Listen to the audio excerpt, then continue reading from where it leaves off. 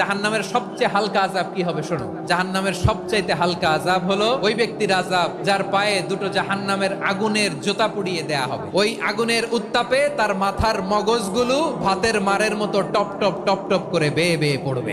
জাহান্নামের অবস্থা এত ভয়ঙ্কর হবে, জাহান্নামের ভেতরে লক্ষ লক্ষ কোটি কোটি কাফির মুশরিককে দেওয়ার পরেও জাহান্নাম বলবে আরো আছে নাকি, আরো দাও, আমার ক্ষুধা নিবারণ হয় নাই। জাহান্নামে তো উত্তপ্ত হবে, জ্বলন্ত হবে, ভয়ঙ্কর হবে। জাহান্নামের এক অংশ আরেক অংশকে খেয়ে ফেলবে। আল্লাহু আকবার। ফেরেশতারাও টালমাটাল হয়ে যাবে। জাহান্নামের রক্ষী ফেরেশতারা কি করবে তারা নিজেরাও বুঝতে পারবে না। কোটি কোটি মুশরিক কাফিরদেরকে জাহান্নামে নিক্ষেপ করার পরেও জাহান্নাম ঠান্ডা হবে না, শান্ত হবে না, বলবে হাল মিন মাজিদ, আরো আছে নাকি, আরো দাও।